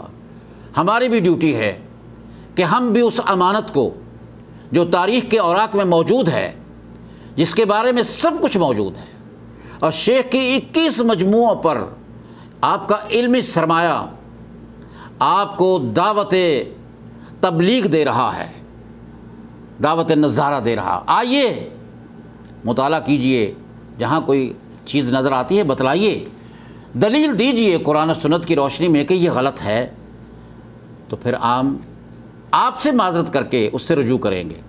اس لیے یہ شروع کیا ہے۔ جب اللہ رب العالمین نے ان کو ترقی عطا فرمائی، 1218 میں جب وہاں پہنچے، یہ کون ہیں؟ یہ سعود ابن عبدالعزیز ہیں۔ عبدالعزیز کون ہیں؟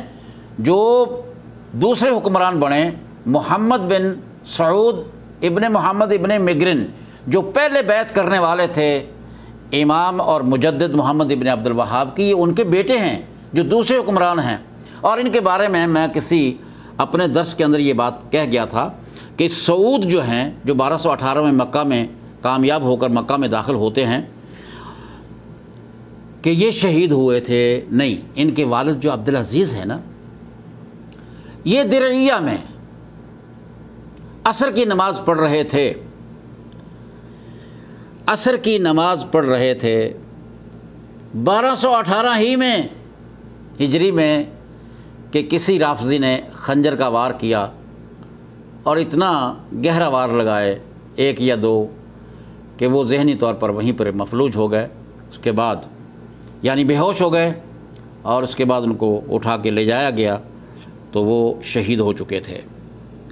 تو یہ سعود جو داخل ہوئے سعود ابن عبدالعزیز، اور یہ یاد رکھیے کہ سعودی گورنمنٹ جو پہلی سعودی گورنمنٹ ہے اس کو اللہ تعالیٰ نے بڑی ترقی عطا فرما دی، بڑا اللہ نے کام لیا ہے۔ کوئی مزار وغیرہ نظر نہیں آتا تھا، نہ حجاز میں، نہ بحرین میں، نہ عمان میں، نہ قطر میں، حدود شام تک، حدود دمشق تک بالکل اللہ رب العالمین کی مہربانی سے صفائیاں ہو چکی تھیں۔ اور یہی تھا وہ دکھ جس وقت دیکھا کہ آل سعود، ان کو تو ہم نے حج سے 1162 میں منع کر دیا تھا، یہ 58 برس بعد آج حجاز کے حکمران بن گئے۔ یہ بات پسند نہیں آئی، پسند نہیں آئی کن کو؟ دشمنان اسلام کو، بدعتیوں کو، جنہوں نے بدعت کا ایک رواج دیا تھا، بدعت کو، جن کے دور میں بدعت اور خرافات خوب پھیلی تھی۔ مانیے اس حقیقت کو کہ عثمانی دور کا آخری جو دور ہے عثمانی حکومت کا، اسی کے دور کے اندر یہ سارا کچھ ہوا، تمام ممالک کے اندر، حتیٰ کہ ہندوستان کے اندر جہاں جہاں ان کی حکمرانی تھی، بدعت و خرافات کا بازار گرم تھا، بات آگے بڑھ رہی تھی۔ لہٰذا یہاں پر تو ہو گیا صفایا۔ انہوں نے دیکھا کہ اگر یہ لوگ حکمران وہاں تک پہنچ گئے ہیں تو اب اس کے بعد تو پھر کیا ہے، حجاز ہے، پھر یہ عراق کی طرف جائیں گے، پھر آ گئے، پھر تو کیا یہ دور ہے کچھ دنیا، پھر استنبول دور ہے، ترکی دور ہے۔ انہوں نے یہ پھر پروگرام بنایا کہ اب ان کا خاتمہ بڑا لازمی اور ضروری ہے۔ اس کا مطلب یہ برطانیہ بھی دشمن تھا جس نے راس الخیمہ میں ان کو تباہ کیا، اور یہ بھی دشمن تھے۔ آخر یہ 1218 کے بعد سے یہ لڑائیاں شروع ہوئیں۔ کبھی توسن آتا ہے، محمد علی پاشا کا بیٹا، وہ کامیاب یمبو میں نہیں ہوتا، پھر کہیں جا کر کامیاب ہو جاتا ہے، اس کے بعد نیا قافلہ دے کے، نئی فوج دے کے اور نیا اسلحہ دے کے محمد علی پاشا کا بیٹا ابراہیم پاشا آتا ہے، اور یہ 1218 سے لے کر یہ ان کی تحریک کے مد مقابل آئے آل سعود کی حکمرانی کو ختم کرنے کے لیے، اور انہوں نے 1233 میں کامیابی حاصل کی ہے۔ کتنے سال لگ گئے ہیں؟ 18 سے لے کر کتنے سال کا عرصہ ہے۔ آخر 1233 میں ہجری میں محمد عبداللہ ابن سعود نے جب دیکھا کہ یہ تقریباً 6 مہینے ہو گئے ہیں کہ گھیرا ڈالا ہوا ہے، حالات سازگار نہیں ہو رہے، نتیجہ کیا نکلا؟ انہوں نے صلح کی پیشکش کی اور کہا کہ میں اپنے آپ کو سرنڈر کرتا ہوں، میرے خاندان کو اور باقی آل سعود کو اور آل شیخ کو یہاں سے نکل جانے کی اجازت دی جائے۔ لیکن آپ کو پتہ ہے کہ جس کے دل کے اندر ایمان کی جھلک نہ ہو تو کیا کہے گا وہ؟ ٹھیک ہے، مسلمانوں کا نام ہے، اسلامی نام ہے، انہوں نے غداری کی ہے، اور محمد بن عبداللہ ابن سعود کو خاندان کے ساتھ لے کے چلے گئے۔ یہاں ایک بات میں دکھ بھری جو کہانی ہے وہ عرض کر دیتا ہوں کہ انہوں نے آل سعود کو تو گرفتار کیا ہی تھا، آل شیخ میں سے ایک ہیں سلیمان بن حسن رحمۃ اللہ علیہ، جید عالم کو انہوں نے مغنیات کو بلایا اور گانا گاتی تھیں۔ جب اس کو مارا جا رہا تھا، اس کے سر کے اندر وہ دفوف جو تھی وہ مار رہی تھی، اور ان کو ٹکڑے ٹکڑے کر دیا گیا، اور یہ تباہی کا منظر دیکھ کر ہی ان کی بیٹی فاطمہ یہاں سے نکلی ہیں۔ ان کے سامنے وہ منظر تھا، لیکن اللہ کو یاد کرنے والی، اللہ کی دعوت، اللہ کے دین کی دعوت دینے والی ثابت قدم رہی۔ تو دوستو، یہ 76 سالہ دور جو گزرا ہے سعودی حکومت کا، جو پہلی سعودی حکومت کا خاتمہ ہوا ہے، اور اس کے بعد چند سالوں کا عرصہ ہے۔ 1233 میں ان کو شکست ہوتی ہے، اور 1240 میں دوبارہ بطل حریت ترکی ابن عبداللہ ابن محمد ابن سعود دوبارہ حکمران بن جاتا ہے۔ آئندہ درس میں بشرط زندگی اللہ نے توفیق عطا فرمائی تو محمد بن عبد الوہاب رحمۃ اللہ علیہ کی چلائی ہوئی یہ تحریک تجدید دین، احیاء دین، احیاء اسلام، انکار شرک، انکار بدعات اور شرکیات، ان کا آغاز آل سعود کی دوسری حکومت کے آغاز سے کریں گے۔ ھذا وصلی اللہ وسلم علی نبینا محمد وآخر دعوانا ان الحمد للہ رب العالمین۔